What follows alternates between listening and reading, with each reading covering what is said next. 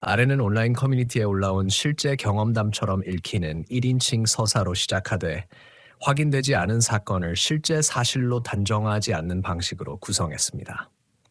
각 구간은 이후 자연스럽게 이어질 수 있도록 약 1000펜팽 1300단어 분량을 기준으로 잡았습니다.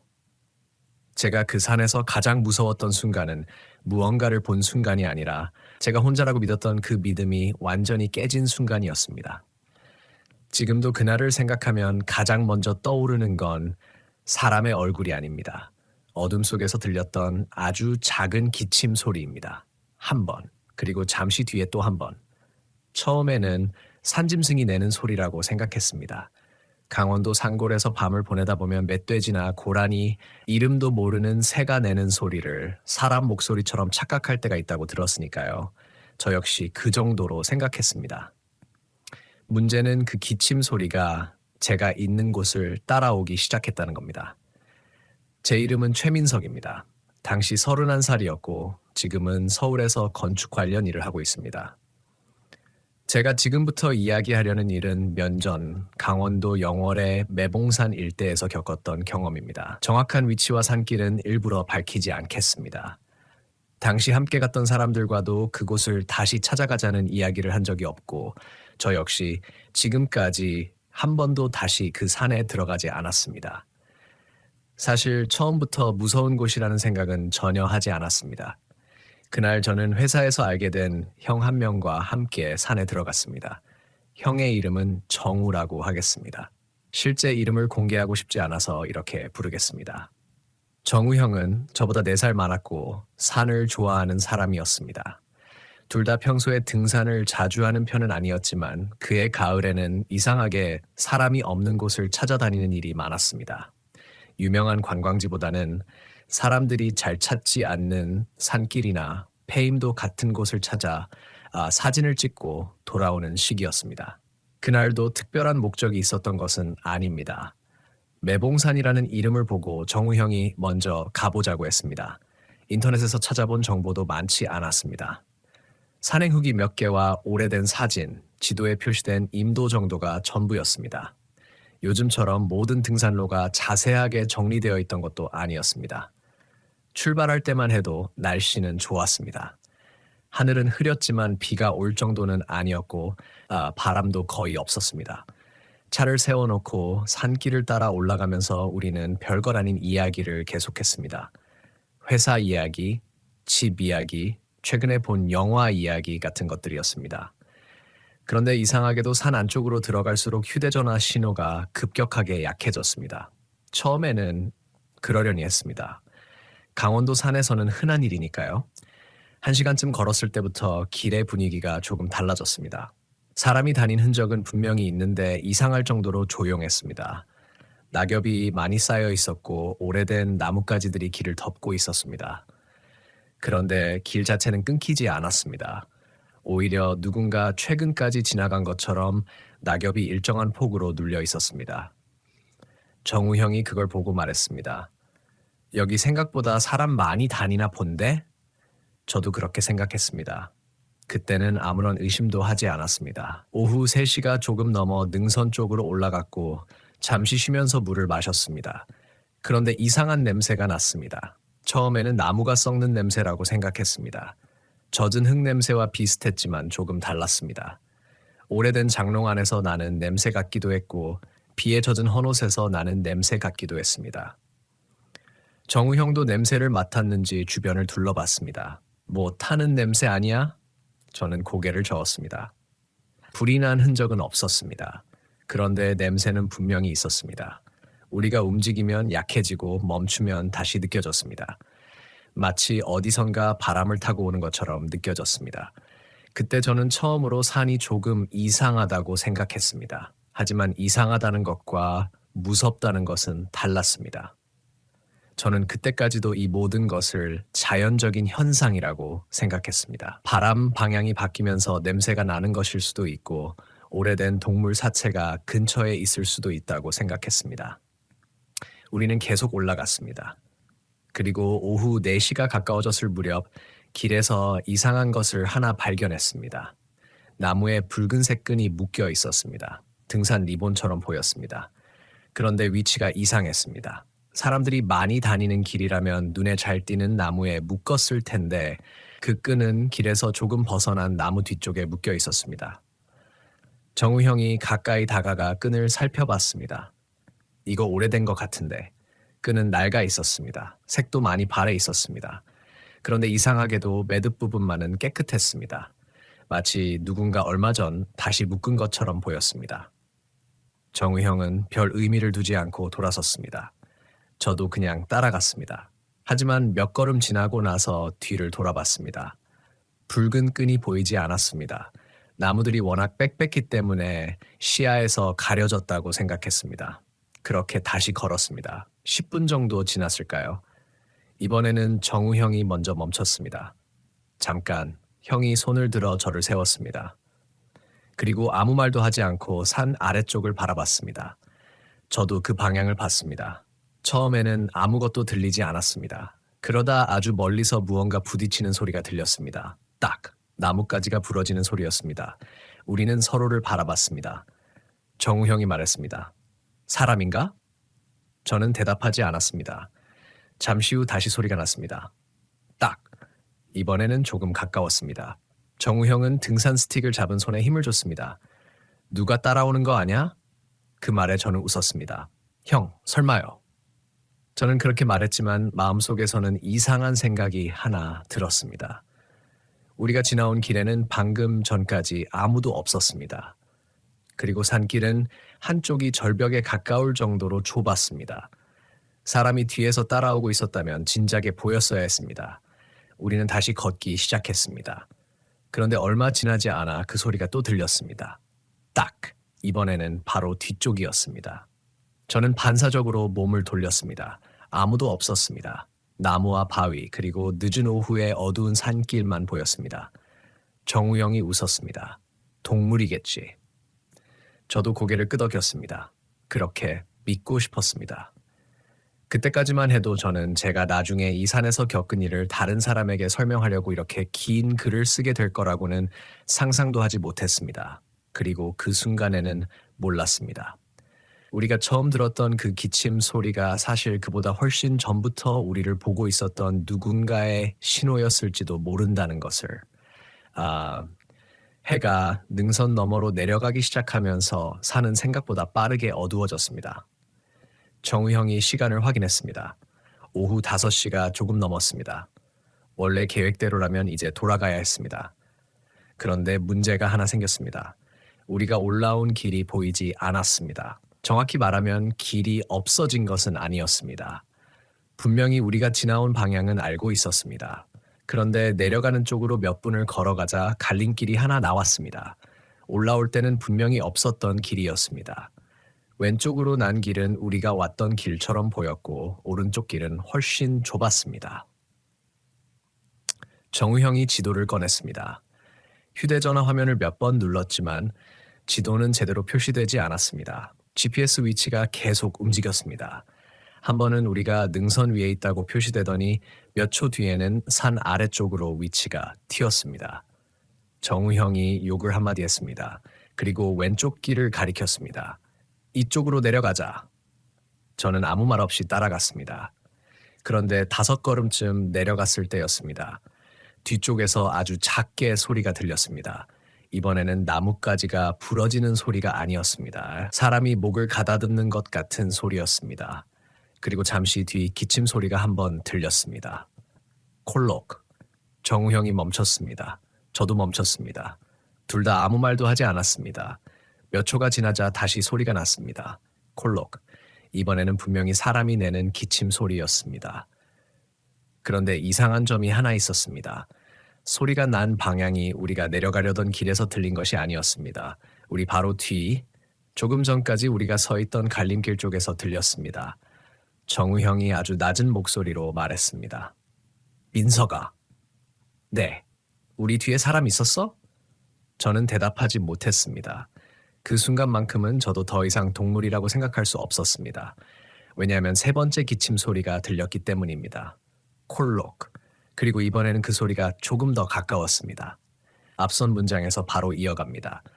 정우 형이 아주 낮은 목소리로 말했습니다. 민서가. 네. 우리 뒤에 사람 있었어? 저는 대답하지 못했습니다. 그 순간만큼은 저도 더 이상 동물이라고 생각할 수 없었습니다. 왜냐하면 세 번째 기침 소리가 들렸기 때문입니다. 콜록. 그리고 이번에는 그 소리가 조금 더 가까웠습니다. 저는 천천히 뒤를 돌아봤습니다. 아무도 없었습니다. 그런데 이상했습니다. 아무도 없는데도 누군가 우리를 바라보고 있다는 느낌이 들었습니다. 그런 느낌을 말로 설명하기는 어렵습니다. 시선이 보이는 것도 아니고 발소리가 나는 것도 아닙니다. 그냥 사람이 혼자 있을 때와 사람이 숨어서 지켜보고 있을 때 주변의 공기가 다르게 느껴지는 것처럼 분명히 뭔가가 있다는 느낌이 들었습니다. 저는 손전등을 꺼냈습니다. 아직 완전히 어두워진 것은 아니었지만 나무가 빽빽한 곳이라 손전등을 켜는 편이 나았습니다. 빛을 뒤쪽으로 비췄습니다. 나무 사이가 하얗게 밝아졌습니다. 아무것도 없었습니다. 정우 형도 자기 손전등을 켜고 주변을 살폈습니다. 누구세요? 형이 말했습니다. 대답은 없었습니다. 잠시 후 형이 다시 물었습니다. 사람 있으면 말씀하세요. 역시 아무 대답도 없었습니다. 그런데 이상하게도 저는 그 순간 대답이 없다는 사실보다 대답이 나올까봐 더 무서웠습니다. 만약 누군가가 정말 그곳에 있었다면 우리는 길을 잘못 들어온 것일 수도 있었습니다. 등산객일 수도 있고 산에서 길을 잃은 사람일 수도 있었습니다. 그렇다면 서로 목소리를 확인하고 같이 내려가면 됐습니다. 그런데 아무도 대답하지 않았습니다. 우리는 한참 동안 그 자리에 서 있었습니다. 바람이 불었습니다. 나뭇잎들이 서로 부딪히면서 낮은 소리를 냈습니다. 그때 정우 형이 제 팔을 잡았습니다. 가자! 어디로요? 일단 내려가. 저는 형을 따라 움직였습니다. 우리는 말없이 걸었습니다. 그런데 몇 분 지나지 않아 이상한 일이 벌어졌습니다. 기침 소리가 다시 들렸습니다. 이번에는 뒤에서가 아니었습니다. 왼쪽에서 들렸습니다. 콜록. 저는 걸음을 멈췄습니다. 정우 형도 멈췄습니다. 형이 왼쪽을 비췄습니다. 그쪽은 길이 아니었습니다. 나무와 바위뿐이었습니다. 그리고 경사가 상당히 심했습니다. 사람이 일부러 그쪽으로 내려가려면 꽤 위험했을 정도였습니다. 그런데 기침 소리는 분명히 그곳에서 들렸습니다. 콜록. 정우 형의 얼굴이 굳었습니다. 들었지? 네. 사람 맞지? 저는 대답 대신 고개를 끄덕였습니다. 그때였습니다. 왼쪽 아래에서 무언가 움직였습니다.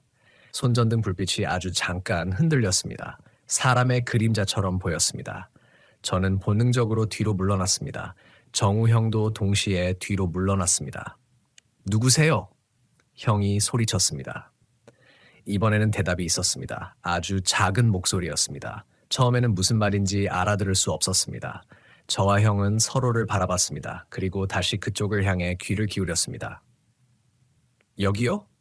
이번에는 분명히 들렸습니다. 여기요. 사람 목소리였습니다.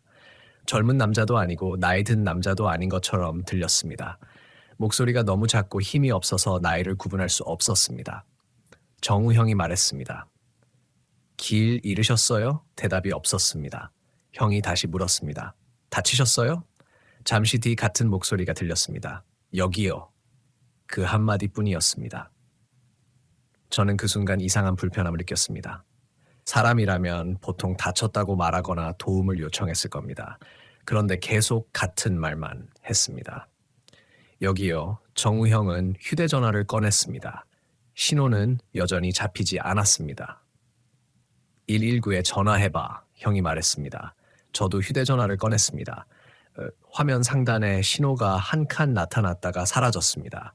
다시 났다가 사라졌습니다. 저는 번호를 누르려고 했지만 손가락이 자꾸 미끄러졌습니다. 그때 아래쪽에서 다시 목소리가 들렸습니다. 여기요. 이번에는 조금 더 선명했습니다. 그리고 저는 그 목소리를 듣는 순간 이상한 점 하나를 발견했습니다.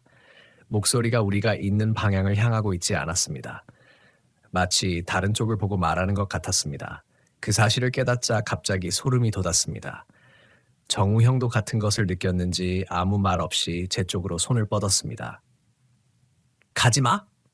네? 내려가지 마. 형이 아주 작은 목소리로 말했습니다. 저는 형의 얼굴을 바라봤습니다.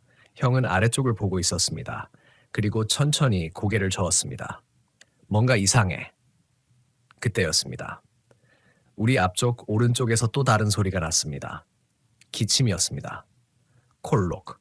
저는 순간 얼어붙었습니다. 방금 전 목소리는 왼쪽 아래에서 들렸습니다. 그런데 기침은 오른쪽에서 들렸습니다. 정우 형이 오른쪽을 비쳤습니다. 아무것도 없었습니다. 다시 왼쪽을 비쳤습니다. 역시 아무것도 없었습니다. 그런데 세 번째 소리가 들렸습니다. 이번에는 우리 바로 뒤였습니다. 콜록. 정우 형이 저를 쳐다봤습니다. 둘 다 아무 말도 하지 않았습니다. 그 순간 저는 처음으로 우리가 산에서 길을 잃은 것이 아닐 수도 있다는 생각을 했습니다. 어쩌면 우리가 어느 길로 가든 누군가가 이미 그곳에 있는 것처럼 느껴졌습니다. 그렇지만 저는 그 생각을 인정하고 싶지 않았습니다. 겁을 먹으면 판단력이 흐려집니다. 저는 계속해서 현실적인 이유를 찾으려고 했습니다. 산에서는 소리가 멀리 전달될 수 있습니다. 경사와 바위 때문에 소리가 반사될 수도 있습니다. 기침 소리처럼 들리는 동물의 울음소리도 있을 수 있습니다. 그리고 우리가 듣는 목소리도 실제로는 멀리 있는 등산객의 말일 수 있습니다. 저는 그렇게 생각했습니다. 정우 형에게도 그렇게 말했습니다. 형, 소리 반사되는 거 아닐까요? 형은 대답하지 않았습니다. 아니면 다른 사람이 있는 거고요. 형은 잠시 후 말했습니다. 그럼 왜 대답을 안 하지? 저는 아무 말도 하지 못했습니다. 형은 다시 휴대전화를 확인했습니다. 이번에는 신호가 2칸 잡혔습니다. 형이 바로 전화를 걸었습니다. 통화 연결음이 들렸습니다. 1번, 2번, 3번. 그런데 갑자기 끊겼습니다. 형이 다시 걸었습니다. 이번에는 연결음조차 나오지 않았습니다. 화면에는 통화 실패라고 표시되었습니다. 그때 저는 휴대전화 화면을 바라보다가 이상한 것을 발견했습니다. 시간이 5시 47분으로 표시되어 있었습니다. 그런데 조금 전에도 5시 47분이었습니다. 제가 시간을 확인한 것은 최소 10분 전이었습니다. 왜? 시간 봐요. 형이 휴대전화를 확인했습니다. 형의 화면에도 5시 47분이라고 나와 있었습니다. 둘 다 아무 말도 하지 않았습니다. 저는 휴대전화를 껐다가 다시 켰습니다. 시간은 5시 48분으로 바뀌었습니다. 그리고 그 순간 거짓말처럼 신호가 완전히 사라졌습니다. 정우 형은 더 이상 그 자리에 있을 이유가 없다고 판단했습니다. 뛰지는 마, 형이 말했습니다. 천천히 내려가자. 우리는 왼쪽이나 오른쪽 어느 쪽도 선택하지 않고 올라왔던 방향을 기억해내려고 했습니다. 문제는 그때부터였습니다. 저는 우리가 지나온 길을 기억하고 있다고 생각했습니다. 하지만 막상 돌아가려고 하자 모든 나무가 똑같아 보였습니다. 바위도 똑같았습니다. 길도 똑같았습니다. 그리고 그때 저는 나무 하나에서 익숙한 것을 발견했습니다. 붉은 끈이었습니다. 아까 봤던 바로 그 끈이었습니다. 정우 형이 그 앞에 멈췄습니다. 이거 아까 봤던 거지? 네. 형은 끈을 만지지 않았습니다. 대신 주변을 살폈습니다. 그리고 잠시 뒤 아주 낮은 목소리로 말했습니다. 우리가 여기까지 다시 온 거야? 저는 그 말을 듣고 주변을 둘러봤습니다. 그럴 리가 없었습니다. 우리는 계속 아래쪽으로 걸었습니다. 중간에 방향을 바꾼 적도 없었습니다. 그런데 붉은 끈은 분명히 우리가 조금 전에 지나갔던 곳에 있었습니다. 정우 형이 지도를 다시 확인했습니다. 지도에는 우리가 전혀 다른 위치에 있는 것으로 표시되어 있었습니다. 형은 한동안 화면을 바라보다가 휴대전화를 주머니에 넣었습니다. 이제 지도 보지 말자. 왜요? 왜? 헷갈려. 우리는 계속 걸었습니다. 그리고 얼마 후 나무 사이로 희미한 불빛이 보였습니다. 저는 안도했습니다. 사람이 사는 곳일 수도 있겠다고 생각했습니다. 형, 저기 불빛 있어요. 정우 형도 봤습니다. 작은 노란 불빛이었습니다. 산 아래쪽에 집이 있는 것처럼 보였습니다. 우리는 그 불빛을 향해 내려갔습니다. 그런데 내려갈수록 이상했습니다. 불빛이 가까워지지 않았습니다. 오히려 우리가 움직이면 불빛도 같은 거리를 유지하는 것처럼 보였습니다. 정우 형이 걸음을 멈췄습니다. 불빛도 멈췄습니다. 형이 다시 걸었습니다. 불빛도 움직이는 것처럼 보였습니다. 그때 저는 처음으로 확실하게 깨달았습니다. 저 불빛은 집에 켜진 불빛이 아니었습니다. 누군가 들고 있는 손전등처럼 보였습니다. 그리고 그 불빛은 우리를 향해 천천히 움직이고 있었습니다. 정우 형이 제 손목을 잡았습니다. 뒤로 가. 왜요? 저거 사람 아니야. 형의 목소리가 떨리고 있었습니다. 저는 다시 불빛을 봤습니다. 그리고 그 순간 불빛이 갑자기 꺼졌습니다. 완전한 어둠이 찾아왔습니다. 잠시 뒤 어둠 속에서 누군가 아주 가까운 곳에서 기침했습니다. 콜록. 이번에는 산 전체가 아니라 바로 우리 앞에서 들렸습니다. 바로 우리 앞에서 들렸습니다. 콜록. 저는 숨을 쉬는 것조차 잊었습니다. 손전등을 앞으로 들이밀었지만 빛이 닿는 곳에는 나무밖에 없었습니다. 불과 몇 미터 앞까지밖에 보이지 않는 좁은 빛의 원 안에는 아무것도 없었습니다. 그런데 분명히 소리는 바로 앞에서 났습니다. 정우 형이 제 손목을 잡고 있었습니다. 손가락에 힘이 들어오는 게 느껴졌습니다. 움직이지 마. 형이 입술만 움직여 말했습니다. 저도 움직이지 않았습니다. 어둠 속에서는 아무것도 보이지 않았지만 이상하게도 저는 앞에 무언가가 서 있다는 느낌을 지울 수 없었습니다. 사람이라면 손전등을 비추면 적어도 움직임이 보여야 했습니다. 그런데 아무것도 없었습니다. 기침만 있었습니다. 콜록. 이번에는 조금 더 낮고 깊은 소리였습니다. 정우 형이 아주 천천히 손전등의 방향을 아래로 내렸습니다. 그리고 제게 속삭였습니다. 뛰어! 저는 그 말을 듣자마자 본능적으로 몸을 돌렸습니다. 우리는 올라왔던 길을 찾을 생각도 하지 않고 무작정 반대 방향으로 뛰기 시작했습니다. 나뭇가지가 얼굴을 때렸습니다. 낙엽이 발밑에서 미끄러졌습니다. 몇 번이나 넘어질 뻔했지만 멈추지 않았습니다. 뒤에서 무엇이 따라오는지 확인하지 않았습니다. 확인하면 정말 무언가가 보일 것 같았습니다. 그게 사람이든 동물이든 아니면 제가 설명할 수 없는 무엇이든 상관없었습니다. 그 순간에 저는 그냥 도망치고 싶었습니다. 얼마나 뛰었는지 모르겠습니다. 숨이 턱까지 차올랐고 다리가 풀릴 것 같았습니다. 그런데 정우 형이 갑자기 제 앞에서 멈췄습니다. 저도 급하게 멈췄습니다. 형이 손전등을 바닥에 비췄습니다. 그리고 아무 말도 하지 않았습니다. 바닥에 길이 있었습니다. 아주 오래된 임도처럼 보였습니다. 차량이 지나간 흔적도 있었습니다. 저는 안도했습니다. 길이에요. 제가 말했습니다. 정우 형은 대답하지 않았습니다. 형은 길 가장자리를 비추고 있었습니다. 그리고 손전등이 멈춘 곳에 흰색 비닐봉지가 하나 걸려 있었습니다. 나뭇가지에 걸린 흔한 쓰레기처럼 보였습니다. 그런데 가까이 가보니 비닐봉지가 아니었습니다. 낡은 천 조각이었습니다. 천에는 붉은 얼룩 같은 것이 묻어 있었습니다. 저는 가까이 가지 않았습니다. 정우 형도 마찬가지였습니다. 그냥 가자, 형이 말했습니다. 우리는 임도를 따라 내려갔습니다. 길은 생각보다 넓었습니다. 조금 전까지 그렇게 험한 산길을 해던 것과 비교하면 믿기 어려울 정도였습니다. 몇 분 정도 내려가자 휴대전화 신호가 다시 잡혔습니다. 이번에는 확실했습니다. 정우 형이 바로 119에 전화를 걸었습니다. 통화가 연결되었습니다. 여보세요? 형이 숨을 몰아쉬며 말했습니다. 저희가 산에서 길을 잃었습니다. 전화기 너머에서 무엇인가 물었습니다. 형이 현재 위치를 설명하려고 했습니다. 그런데 갑자기 형의 표정이 굳었습니다. 잠깐만요. 형이 저를 바라봤습니다. 민서가 여기 주소가 뭐로 나오지? 저도 휴대전화 지도 앱을 확인했습니다. 화면에는 우리가 있는 위치가 표시되고 있었습니다. 그런데 주소가 이상했습니다. 산 이름은 맞았지만 도로명이나 지명은 제가 들어본 적이 없는 곳이었습니다. 정우 형은 그 내용을 그대로 119에 전달했습니다. 잠시 후 전화기 너머에서 대답이 들렸습니다. 형은 몇 번이고 위치를 확인했습니다. 그러다 갑자기 말했습니다. 네? 지금 거기서요? 형의 얼굴에서 핏기가 빠졌습니다. 전화를 끊은 뒤 제가 물었습니다. 왜요? 형은 바로 대답하지 않았습니다. 몇 초 뒤에야 입을 열었습니다. 구조대가 그 위치를 못 찾겠대. 무슨 말이에요? GPS 좌표를 불러줬는데 산길이 없는 곳이라고 하네. 저는 웃음이 나올 뻔했습니다. 그 상황에서 웃음이 나온 게 이상하지만 오히려 너무 말이 안 되는 일이 생기니까 헛웃음이 나왔습니다. GPS 오류겠죠, 제가 말했습니다. 정우 형은 고개를 끄덕였습니다. 그래, 그럴 거야. 그 말은 저에게 하는 말이 아니라 자기 자신에게 하는 말처럼 들렸습니다. 우리는 계속 임도를 따라 내려갔습니다. 얼마 후 멀리서 자동차 엔진 소리가 들렸습니다.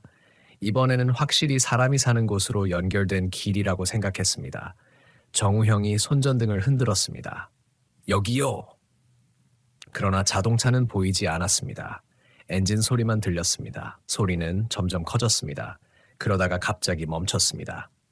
우리는 서로를 바라봤습니다. 차가 지나갔나? 정우 형이 말했습니다. 저는 대답하지 않았습니다. 그때 멀리서 헤드라이트 2개가 나타났습니다. 이번에는 실제였습니다. 차량 한 대가 임도를 따라 올라오고 있었습니다. 우리는 길 한가운데로 나갔습니다. 차량이 가까이 오면서 속도를 줄였습니다. 그리고 운전석 창문이 내려갔습니다. 중년 남성이 우리를 바라봤습니다. 뭐 하세요? 그 말 한마디를 듣는 순간 저는 다리에 힘이 풀릴 것 같았습니다. 사람이었습니다. 진짜 사람이었습니다. 정우 형이 급하게 상황을 설명했습니다. 산에서 길을 잃었다고, 휴대전화가 이상했다고, 119에도 전화했다고 말했습니다. 남자는 잠시 우리를 바라보더니 차에서 내렸습니다. 그리고 이상하다는 표정으로 말했습니다. 여기까지 어떻게 올라오셨어요? 정우 형이 대답했습니다. 걸어서 내려왔습니다. 남자는 임도를 바라봤습니다. 이쪽 길은 사람이 다니는 길이 아닌데, 그 말을 듣는 순간 저는 심장이 내려앉는 느낌을 받았습니다. 왜요? 제가 물었습니다. 남자는 잠시 망설이다가 말했습니다. 예전에 쓰던 길입니다. 지금은 거의 막혀 있어요. 그는 우리가 어디에서 내려왔는지 물었습니다. 정우 형이 산 위쪽을 가리켰습니다. 남자는 한참 그 방향을 바라봤습니다. 그리고 조용히 말했습니다. 거기로 올라가면 안 됩니다. 저는 그 말의 의미를 묻고 싶었습니다. 하지만 남자는 더 이상 설명하지 않았습니다. 대신 차에 타라고 했습니다. 우리는 차에 올라탔습니다. 차 안에는 오래된 담요와 작업 도구들이 놓여 있었습니다. 차가 내려가기 시작하자 저는 뒤쪽 창문을 바라봤습니다. 산길이 점점 멀어졌습니다. 그리고 나무 사이에서 작은 빛 하나가 보였습니다. 노란 빛이었습니다. 저는 순간 숨을 멈췄습니다. 아까 봤던 바로 그 빛이었습니다. 하지만 이번에는 움직이지 않았습니다. 그냥 나무 사이에 떠 있었습니다. 정우 형도 그것을 봤는지 아무 말 없이 고개를 돌렸습니다. 차를 운전하던 남자가 룸미러를 통해 우리를 봤습니다. 뭐 보셨어요? 저는 아무 말도 하지 않았습니다. 정우 형이 대신 대답했습니다. 아무것도 아닙니다. 남자는 한동안 침묵하다가 말했습니다. 산에서는 밤에 사람 목소리 들려도 따라가면 안 돼요. 그 말에 정우 형이 운전자를 바라봤습니다. 왜요? 남자는 대답하지 않았습니다. 한참 뒤에야 아주 무심한 목소리로 말했습니다. 소리가 사람 있는 곳에서 나는 게 아닐 수도 있으니까. 차 안이 조용해졌습니다. 저는 그 말을 듣고 더 이상 질문하지 않았습니다. 산을 빠져나오고 휴대전화 신호가 안정되자 119에서 다시 전화가 왔습니다. 구조대는 우리가 신고한 위치를 확인했지만 우리가 설명한 지점과 실제 지도상의 지형이 맞지 않았다고 했습니다. 결국 차량을 태워준 남자의 도움으로 큰 도로까지 내려왔고 거기서 구조대와 다시 연락했습니다. 그날 밤 우리는 인근 숙소에서 잠을 잤습니다. 하지만 저는 한숨도 제대로 자지 못했습니다. 계속해서 기침 소리가 들리는 것 같았습니다. 콜록, 눈을 뜨면 아무것도 없었습니다. 다시 잠들면 또 들렸습니다. 콜록. 새벽 4시쯤 저는 결국 침대에서 일어났습니다. 물을 마시려고 방 밖으로 나갔습니다. 복도는 조용했습니다. 그런데 계단 쪽에서 누군가 기침하는 소리가 들렸습니다. 콜록. 저는 그대로 굳었습니다. 잠시 뒤 다시 들렸습니다. 콜록. 저는 방으로 돌아와 문을 잠갔습니다. 그날 밤 저는 처음으로 이런 생각을 했습니다. 혹시 산에서 들었던 소리가 산에서만 끝난 게 아니라면 어떡하지? 다음날 아침 정우 형과 저는 차를 타고 서울로 돌아왔습니다. 차 안에서 형은 한동안 아무 말이 없었습니다. 그러다 휴게소에 들러 커피를 마시면서 처음으로 전날 일을 제대로 이야기했습니다. 너도 봤지? 형이 물었습니다. 뭐요? 그 사람. 저는 대답하지 않았습니다. 형은 제가 모른 척하는 것을 알아챈 듯 했습니다. 어제 우리 앞에 있었던 거. 저는 고개를 들었습니다. 형도 사람이라고 생각했어요? 형은 잠시 침묵했습니다. 처음엔 그리고 커피잔을 내려놓았습니다. 그런데 이상한 게 하나 있어. 뭔데요? 우리가 그 사람 목소리를 들었을 때 말이야. 형은 한참 동안 말을 하지 않았습니다. 목소리가 우리한테서 난 게 아니었어. 저는 그 말을 이해하지 못했습니다. 형이 천천히 설명했습니다. 사람이 우리 쪽을 보고 말을 하면 소리가 정면에서 들리잖아. 그렇죠. 그런데 그 목소리는 계속 우리 옆이나 뒤에서 들렸어. 마치 우리를 부르는 사람이 다른 방향을 보고 있는 것처럼. 저는 그 말을 듣고 전날의 장면을 다시 떠올렸습니다. 그리고 그때까지 일부러 생각하지 않았던 한 가지가 떠올랐습니다. 그 사람이 마지막으로 말했던 말. 여기요. 그 말은 도움을 요청하는 말처럼 들렸습니다. 하지만 지금 생각해보면 그 사람 한 번도 우리에게 오라고 말하지 않았습니다. 어디 있는지도 설명하지 않았습니다. 그저 같은 말을 반복했습니다. 여기요, 마치 우리가 어디에 있는지 이미 알고 있는 사람이 우리에게 자신의 위치를 알려주는 것이 아니라 우리가 있는 곳을 확인하고 있는 것처럼. 그날 이후 저는 그 산에서 있었던 일을 현실적으로 설명하려고 여러 번 시도했습니다. 길을 잘못 들었을 수도 있습니다. GPS가 오작동했을 수도 있습니다. 멀리서 들린 동물 소리를 사람 목소리로 착각했을 수도 있습니다. 노란 불빛 역시 작업 차량이나 다른 등산객의 손전등이었을 수 있습니다. 모든 것이 설명될 수 있었습니다. 적어도 그렇게 믿으려고 했습니다. 그런데 몇 주 뒤 정우 형에게서 전화가 왔습니다. 형은 아무 말 없이 한 장의 사진을 보내왔습니다. 그 사진을 보는 순간 저는 한동안 화면을 바라보기만 했습니다. 사진은 우리가 산에 올라가기 전 찍었던 것이었습니다. 정우 형이 능선에 올라가기 직전에 찍은 사진이었습니다. 그때는 아무 의미 없이 찍은 사진이었습니다. 나무와 산길, 그리고 우리 둘의 뒷모습이 찍혀 있었습니다. 그런데 사진을 확대하자 나무 사이에 무언가가 보였습니다. 사람처럼 보이는 검은 형태였습니다. 우리가 걷고 있는 길에서 조금 떨어진 곳에 서 있었습니다. 처음에는 나무라고 생각했습니다. 하지만 확대하면 할수록 이상했습니다. 머리처럼 보이는 부분이 있었고 몸처럼 보이는 부분이 있었습니다. 그리고 그 형체는 우리가 걸어온 방향이 아니라 정확히 우리를 바라보고 있었습니다.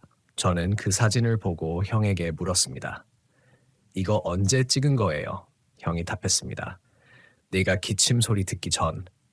저는 사진의 촬영 시간을 확인했습니다. 오후 5시 12분. 우리가 처음 기침 소리를 들었다고 생각했던 시간보다 훨씬 전이었습니다. 그 순간 저는 처음으로 깨달았습니다.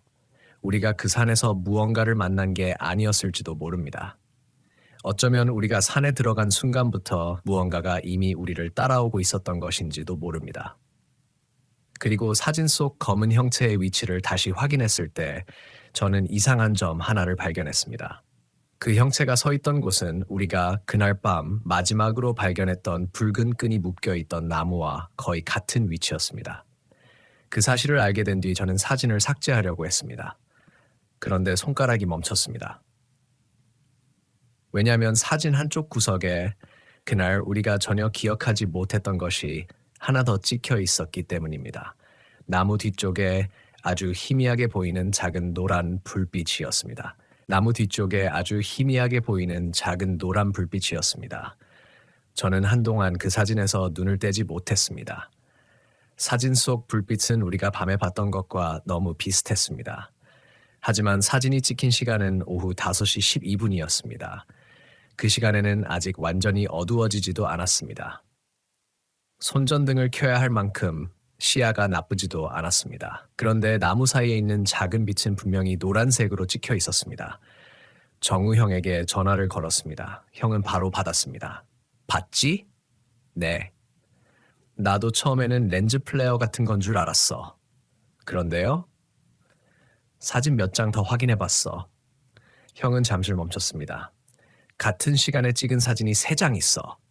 저는 아무 말도 하지 않았습니다. 첫 번째 사진에는 아무것도 없어. 두 번째 사진에는 그 검은 게 있고 세 번째 사진에는 불빛이 있어. 같은 장소예요? 거의. 형은 사진을 보내왔습니다. 3장을 차례대로 열어봤습니다. 첫 번째 사진에서는 평범한 산길이 보였습니다.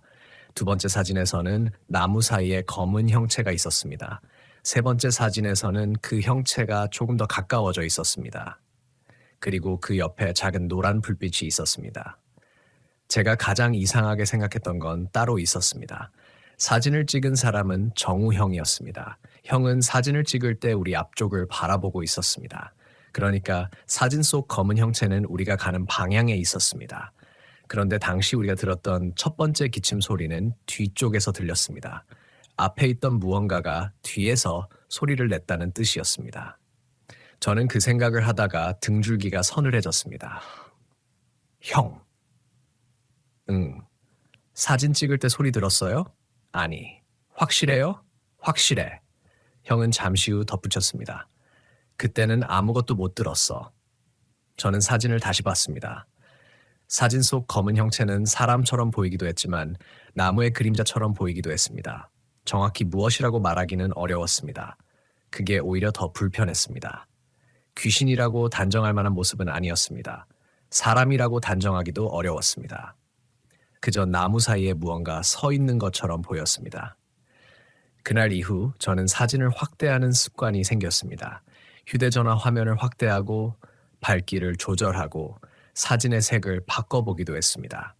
그러다가 이상한 것을 하나 발견했습니다. 사진의 가장자리, 우리가 지나온 길 쪽에 아주 작은 붉은 점이 있었습니다. 처음에는 낙엽이라고 생각했습니다. 그런데 세 번째 사진에서는 그 붉은 점이 조금 더 가까워져 있었습니다. 정우 형에게 말했더니 형은 한동안 아무 대답도 하지 않았습니다. 그거 끈 아닐까?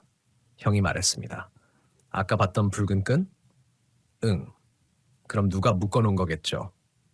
그렇겠지. 우리는 그렇게 결론 내렸습니다. 사람이 묶어놓은 오래된 등산 리본, 산속에 흔히 있을 수 있는 물건, 그 이상도 이하도 아니었습니다. 하지만 그날 밤 저는 인터넷을 뒤져가며 매봉산 일대의 옛 산길과 임도에 관한 자료를 찾아봤습니다. 오래된 지도 몇 장과 산행 후기들을 찾아볼 수 있었습니다. 그리고 그 과정에서 제가 예상하지 못했던 이야기를 하나 발견했습니다. 몇 년 전 작성된 어느 산행 게시글이었습니다. 게시자는 산에서 길을 잃었다고 했습니다. 정확한 위치는 적혀 있지 않았습니다. 그런데 글의 내용 중 한 문장이 눈에 들어왔습니다. 산길에서 누군가 기침하는 소리를 들었는데 가까이 가보니 아무도 없었다는 내용이었습니다. 저는 그 글을 몇 번이나 읽었습니다. 처음에는 우연이라고 생각했습니다. 산에서 기침 소리를 듣는 일이 뭐가 그렇게 특별하겠습니까? 하지만 댓글을 읽는 순간 생각이 달라졌습니다. 몇몇 사람들이 비슷한 경험을 이야기하고 있었습니다. 어떤 사람은 밤이 아니라 낮에 산길에서 사람 발소리를 들었다고 했습니다. 또 다른 사람은 나무에 묶여있던 붉은 끈을 따라갔다가 길을 잃었다고 했습니다.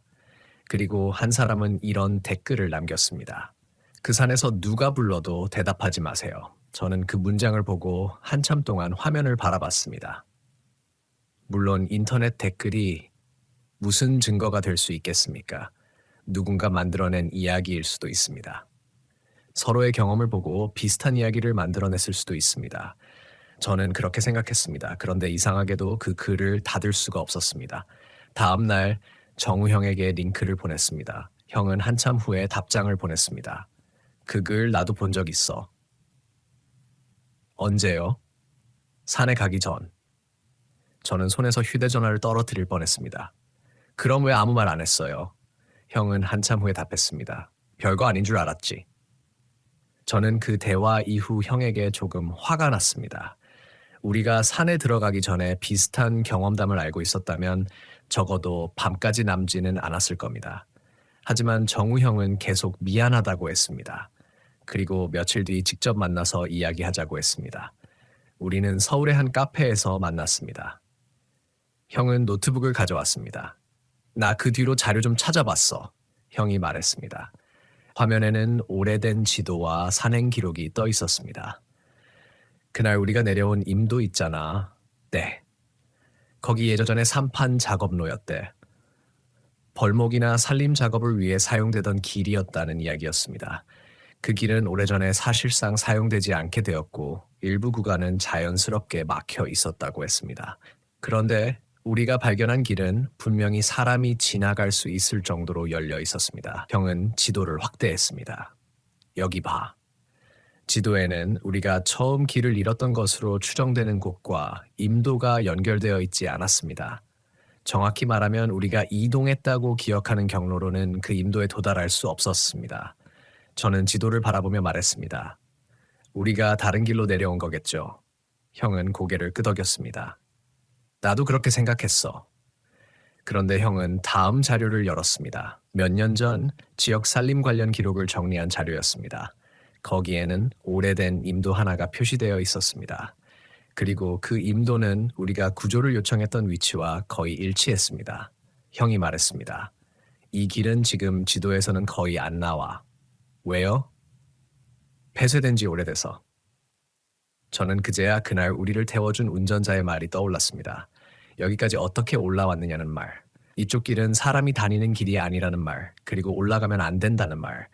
저는 그날 차 안에서 그 사람이 무언가를 알고 있다고 생각했습니다. 그래서 형에게 물었습니다. 그 사람 연락처 있어요? 형이 고개를 저었습니다. 없어. 차 번호는요? 기억 안 나. 저도 기억하지 못했습니다. 너무 급했고 너무 지쳐 있었습니다. 그게 지금도 아쉽습니다. 그 사람에게 다시 물어봤다면 그 산에서 있었던 일을 조금이라도 설명할 수 있었을지도 모릅니다. 그런데 그 뒤로는 그 사람을 찾을 방법이 없었습니다. 며칠 후 저는 혼자서 다시 그 사진을 봤습니다. 이번에는 컴퓨터로 크게 확대했습니다. 그리고 사진 속 검은 형체를 자세히 살펴보다가 이상한 점을 하나 발견했습니다. 형체의 머리 부분이 너무 낮았습니다. 사람이라면 그 위치에 서 있을 수 없는 높이였습니다. 마치 나무 뒤에 누군가 쪼그려 앉아 있는 것처럼 보였습니다. 그리고 손처럼 보이는 부분 하나가 나뭇가지 밖으로 나와 있었습니다. 저는 확대를 더했습니다. 그 부분은 손인지 나뭇가지인지 구분할 수 없었습니다. 하지만 한 가지는 확실했습니다. 그 형체는 우리가 생각했던 것보다 훨씬 가까이 있었습니다. 사진을 찍는 순간 기준으로 우리와 불과 10여 미터밖에 떨어져 있지 않았습니다. 저는 그날 우리가 왜 아무것도 보지 못했는지 이해할 수 없었습니다. 그렇게 가까운 곳에 사람이 있었다면 분명히 움직임이 보였어야 했습니다. 그날 밤부터 저는 산에 대한 생각이 완전히 달라졌습니다. 예전에는 산이 그냥 자연이라고 생각했습니다. 어두워지면 무섭지만 결국 나무와 바위와 동물로 이루어진 공간이라고 생각했습니다. 하지만 그날 이후 산에 들어가면 가장 먼저 사람이 다닌 흔적을 찾게 됐습니다. 그리고 사람이 다닌 흔적이 없다는 사실보다 사람이 다닌 흔적이 있는데도 사람이 보이지 않는 상황을 더 무서워하게 됐습니다. 한 달 정도 지나서 정우 형에게서 다시 연락이 왔습니다. 이번에는 목소리가 이상했습니다. 민서가.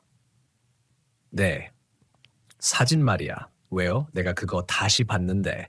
형이 잠시 말을 멈췄습니다. 사진에 하나 더 있어. 저는 순간 아무 말도 하지 못했습니다. 뭐가요? 사람. 검은 형체 말고요? 응. 형은 사진을 다시 보내왔습니다. 저는 화면을 열었습니다. 그리고 확대했습니다. 처음에는 아무것도 보이지 않았습니다. 그러나 형이 표시한 부분을 따라가자 나무 뒤쪽에 희미한 얼굴 같은 것이 보였습니다. 정확히는 얼굴이라기보다 빛을 받지 않은 사람의 옆모습처럼 보였습니다. 그 형체는 우리가 있는 쪽을 보고 있지 않았습니다. 산 아래를 보고 있었습니다. 그리고 그 아래쪽에는 작은 노란빛이 있었습니다. 저는 사진을 한참 바라보다가 형에게 물었습니다. 이거 언제 찍힌 거예요? 그날 마지막 사진. 시간은요? 5시 18분. 우리가 처음 기침 소리를 들었다고 기억하는 시간보다 약 20분 전이었습니다. 그렇다면 이상했습니다. 우리가 소리를 듣기 전부터 그곳에 누군가가 있었다는 뜻이었습니다. 그리고 그날 우리가 가장 먼저 발견했던 붉은 끈도 사진 속에서는 그 사람과 거의 같은 위치에 있었습니다. 그날 밤 저는 결국 형에게 말했습니다. 우리 그 산 다시 가보면 안 돼요? 형은 바로 대답했습니다. 안 가. 왜요? 네가 가고 싶으면 혼자 가. 그 말투가 너무 단호해서 저도 더 이상 권하지 않았습니다. 그렇게 시간이 흘렀습니다. 몇 달이 지나면서 저는 조금씩 그 일을 잊어갔습니다. 사람은 이상한 일을 겪어도 결국 일상으로 돌아갑니다. 아침에 출근하고 밥을 먹고 사람을 만나고 웃고 다시 집에 돌아옵니다. 무서웠던 기억도 시간이 지나면 조금씩 흐려집니다. 저도 그랬습니다. 그러던 어느 겨울날 우연히 오래된 외장하드를 정리하다가 그날 찍었던 사진 원본을 발견했습니다. 저는 별 생각 없이 사진을 하나씩 넘겼습니다. 그리고 마지막 사진에서 손가락이 멈췄습니다. 그 사진은 우리가 구조된 뒤 차 안에서 찍은 사진이었습니다. 밖은 이미 완전히 어두웠습니다. 사진에는 산길과 차의 앞유리가 일부 찍혀 있었습니다. 그때 저는 아무것도 이상하다고 생각하지 않았습니다. 그런데 사진을 확대하자 차에서 조금 떨어진 산길 가장자리에 무언가가 서 있었습니다. 검은 사람 형체였습니다. 저는 한동안 움직이지 못했습니다. 그리고 사진의 촬영 시간을 확인했습니다. 밤 7시 03분. 우리는 그 시간에 이미 산을 빠져나오고 있었습니다. 그런데 사진 속 형체는 우리가 타고 있던 차를 바라보고 있었습니다. 그리고 그 아래쪽에 아주 작은 노란 불빛이 하나 보였습니다. 저는 그 순간 사진을 닫았습니다. 다시는 열지 않았습니다. 지금도 그 사진을 가지고 있는지는 모르겠습니다. 정확히 말하면 확인하지 않습니다. 외장 하드도 버리지 못하고 어딘가에 넣어둔 채로 두었습니다. 왜 버리지 않느냐고 묻는다면 저도 설명하기 어렵습니다. 어쩌면 제가 아직도 그날의 일을 완전히 받아들이지 못했기 때문일 겁니다. 사실 저는 지금도 귀신이 있었다고 말할 자신이 없습니다. 그날 우리가 본 것이 무엇인지도 모릅니다. 기침 소리 역시 산에서 울려온 다른 소리였을 수 있습니다. 노란 불빛도 누군가의 손전등이었을 수 있습니다. 사진 속 형체도 나무와 그림자가 만들어낸 착시일 수 있습니다. 저는 지금도 가능한 설명을 찾고 있습니다. 그게 제가 그날 이후로 살아남기 위해 선택한 방식이었는지도 모릅니다. 무서운 일을 겪은 뒤 사람은 이유를 찾습니다. 이유를 찾으면 다시 평범한 세상으로 돌아갈 수 있으니까요. 그런데 한 가지는 아직 설명할 수 없습니다. 그날 산에서 우리가 들었던 목소리는 왜 한 번도 우리를 직접 부르지 않았을까요? 왜 계속 같은 말만 했을까요? 여기요. 그리고 우리가 그 목소리를 따라가지 않았을 때 기침 소리가 점점 가까워졌을까요?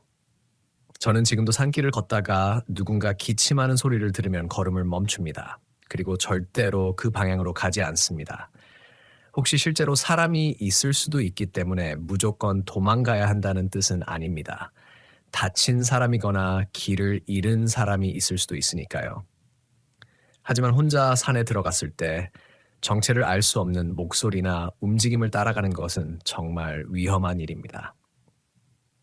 특히 해가 진 뒤에는 더 그렇습니다.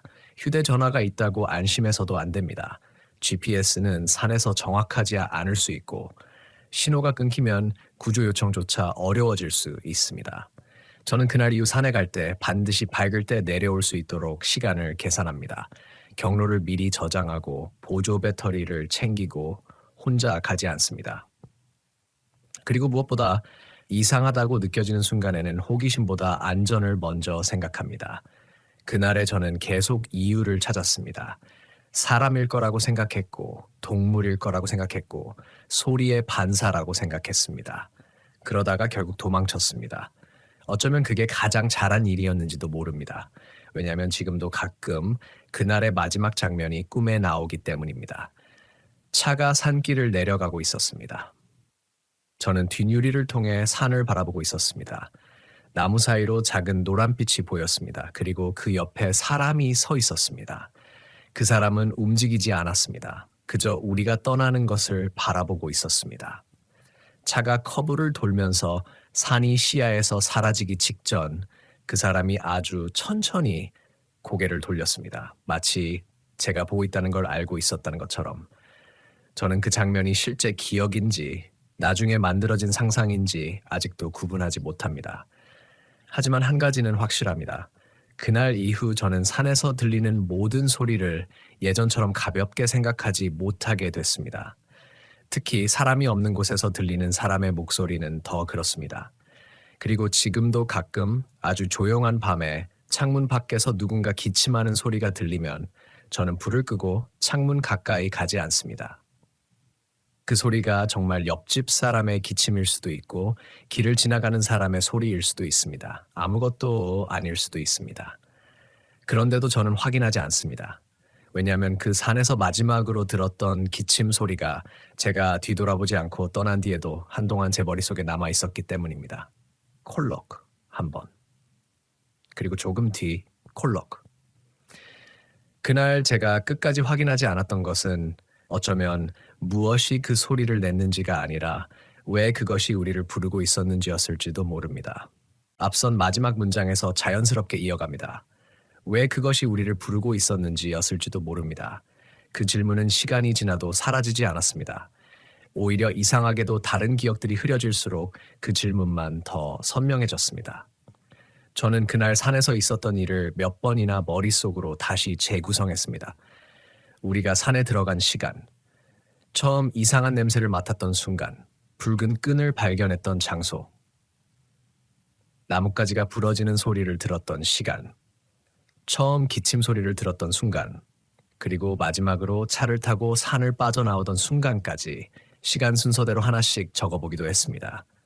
그러다 보니 제가 그동안 놓치고 있던 이상한 점이 하나씩 눈에 들어오기 시작했습니다.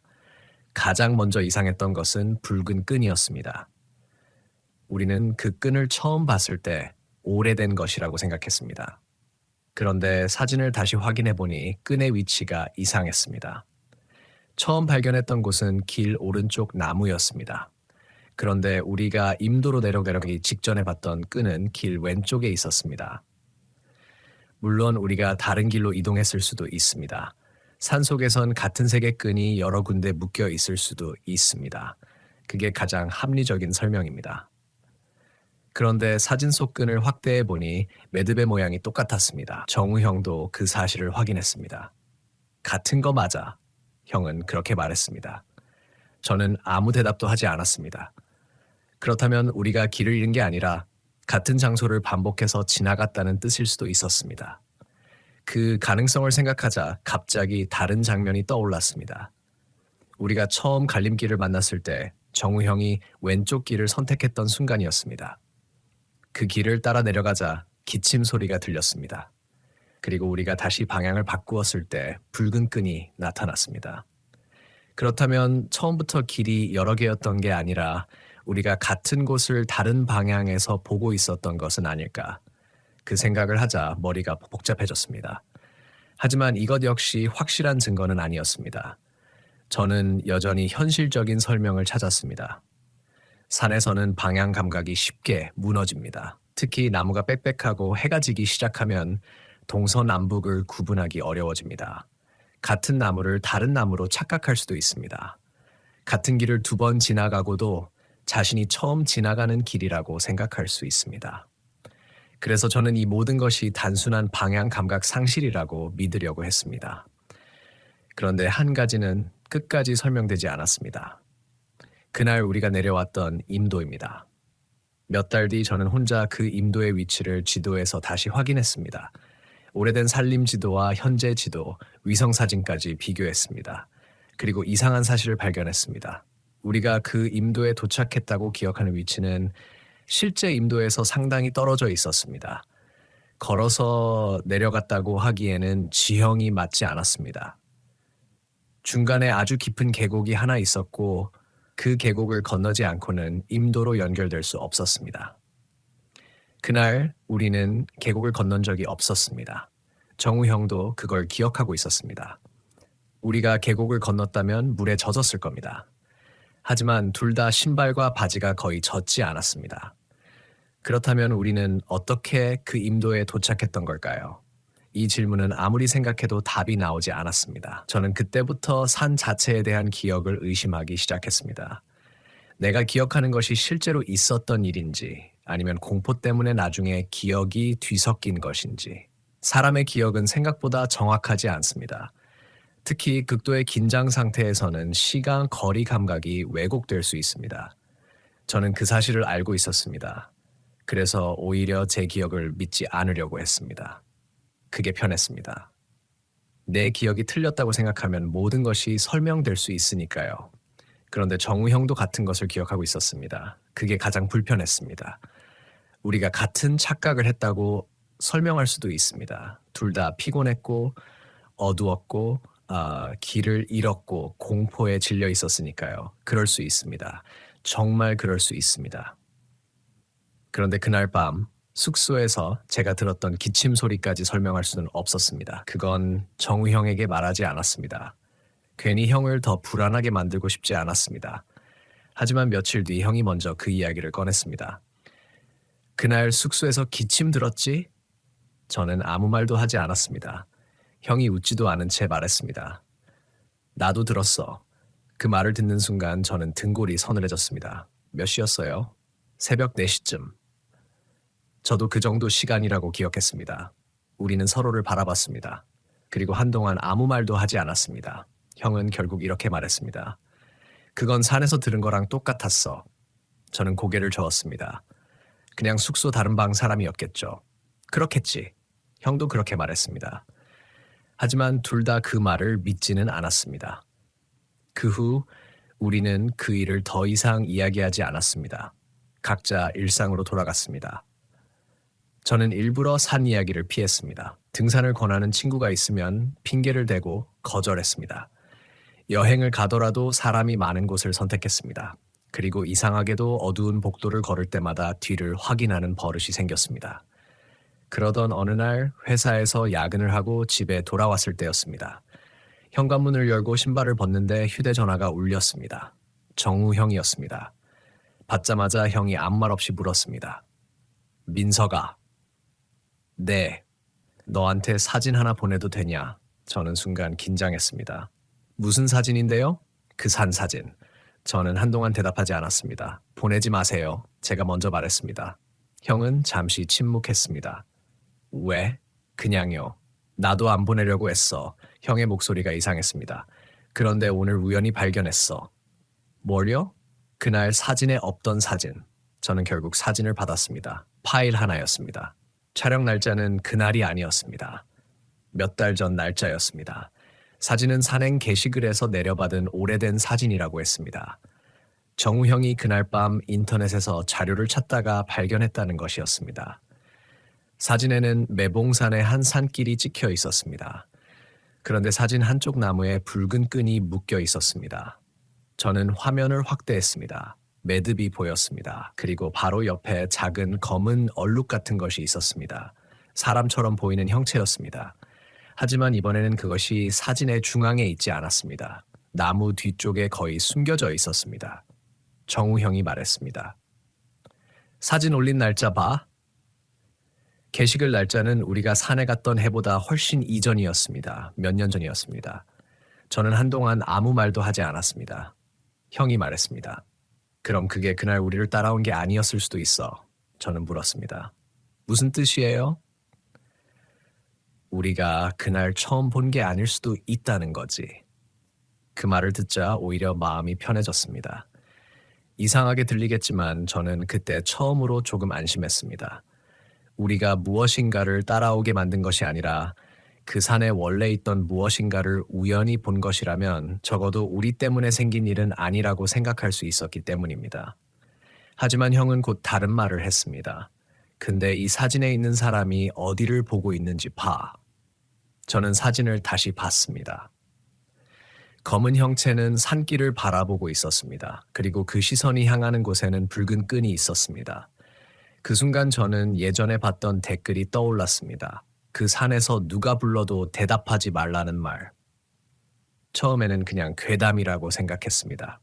하지만 어쩌면 그 말은 귀신 이야기가 아니라 산에서 길을 잃었을 때의 행동 요령을 과장해서 표현한 것일 수도 있었습니다.